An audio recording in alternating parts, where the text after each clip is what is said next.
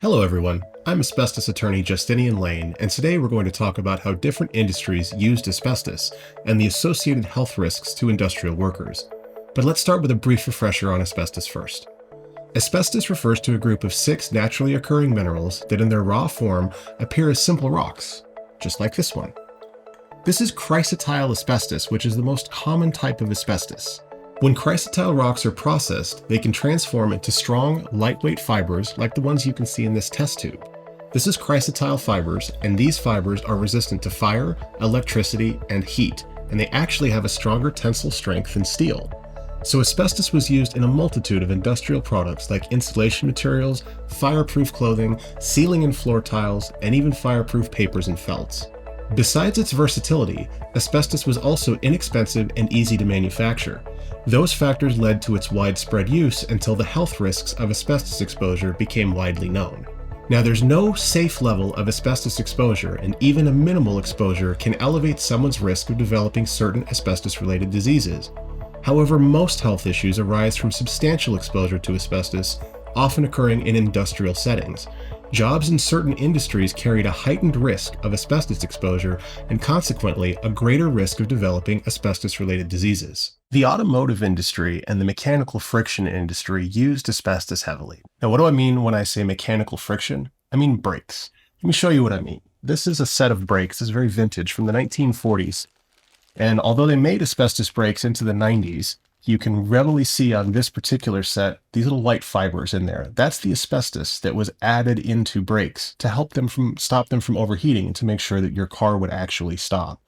They started using brakes like this in the 1920s.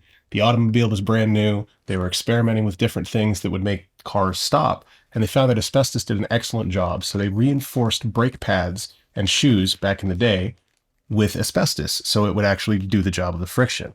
But it wasn't just in brakes where that sort of thing would have been used. Asbestos was used in many places in automobiles. It was used in underlayment. It was used on wiring.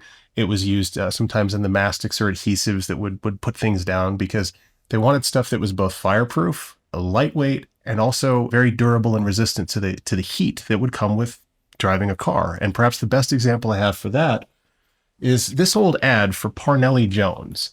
And he talks about even with a firewall and extra asbestos, his battery took a roasting. Now, this ad really resonated to me because for those of you who don't know, my grandfather, who passed away from lung cancer, was a professional mechanic, and he actually worked in IndyCar for a while.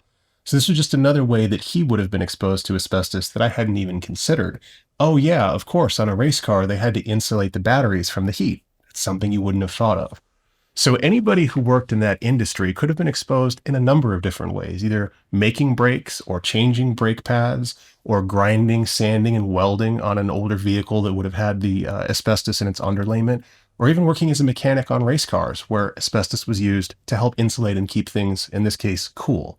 That's why those two industries used asbestos. As I said before, asbestos exposure can cause a number of serious diseases. Before we talk about those diseases, let's view a medical animation illustrating how asbestos actually causes those diseases. Our law firm worked with a leading medical animation company to develop this animation, and it accurately depicts the disease process. When we breathe in foreign particles, we cough to expel them from the airway. But asbestos fibers are tiny, indestructible needles that can embed themselves in the lungs or the pleura, damaging the tissue and causing hardened scars. In response, the body sends macrophages to digest and expel the asbestos fibers. But the sharp asbestos fibers pierce the macrophages, killing or warping them. This causes the macrophages to send the wrong chemical messages that cause the growth of carcinomas. Asbestos fibers also release free radicals that further damage the lung tissue and cause diseases to form. Not all of this damage is immediately visible, but over 20 to 50 years, asbestos can cause breathing problems like asbestosis, as well as mesothelioma and lung cancer. Similar processes occur when a person swallows asbestos fibers, and those fibers can cause throat cancer, stomach cancer, and colorectal cancer. Mesothelioma is the most notorious disease linked to asbestos exposure. This rare and aggressive cancer is caused almost exclusively by asbestos exposure, and it affects the mesothelium, a thin membrane surrounding our internal organs. There are only about 3,000 mesothelioma cases diagnosed annually in the US, and our firm has been successful in obtaining substantial compensation for our clients with mesothelioma. Besides mesothelioma, asbestos exposure is also linked to lung cancer. While there are other causes of lung cancer, such as smoking, individuals who smoked and were exposed to asbestos industrially face a significantly higher risk than non-smokers exposed to asbestos.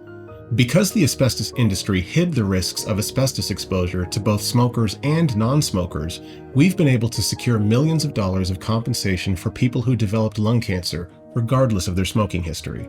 As you saw in the animation, it's the inhalation of asbestos fibers that leads to mesothelioma and lung cancer. Inhalation of asbestos can also cause throat cancer, including both laryngeal and pharyngeal cancers. Breathing asbestos can cause cancer, but so can ingesting asbestos, which often happens accidentally when people have their mouths open around asbestos dust. Ingesting asbestos has been shown to cause stomach cancer and colon cancer as well, and we've obtained meaningful compensation for our clients with those cancers. In addition to cancer, asbestos exposure in industrial settings can also cause asbestosis, a non-cancerous but serious lung disease caused exclusively by the inhalation of asbestos dust. Asbestosis occurs when inhaled asbestos fibers permanently damage lung tissues that are needed to process oxygen. While asbestosis is rarely fatal today, it can be, and we've been privileged to represent a number of families who lost a loved one to asbestosis. As I said though, most cases of asbestosis are nowhere near fatal, but people with even mild cases of asbestosis are often entitled to compensation for their injuries. That's because the asbestos industry knew in the 1920s that their products caused asbestosis, but they concealed that information for decades. If you've been exposed to asbestos in an industrial setting and developed a related illness, we can help you in obtaining the compensation you're owed. We can obtain compensation for you from asbestos trusts, we can file an asbestos lawsuit on your behalf, and we can also assist you with collecting any disability benefits that you're entitled to. Let's talk a little more about those options. The primary focus of our law firm is obtaining compensation from the various asbestos trusts that were set up by the courts to compensate people who developed an asbestos-related disease. Right now, there are about 50 trusts that are accepting and paying claims. Obtaining settlements from the asbestos trust does not require filing a lawsuit, going to court, or being questioned by a hostile attorney. The majority of our clients receive settlements from multiple trusts, often dozens. Individuals with mesothelioma or a life-threatening cancer may see their first settlements within 60 days from retaining us, but our typical client begins receiving settlements after about 6 months. How much money a person receives from an asbestos trust depends in part upon how sick they are. The sicker a person is, the higher their settlements will be.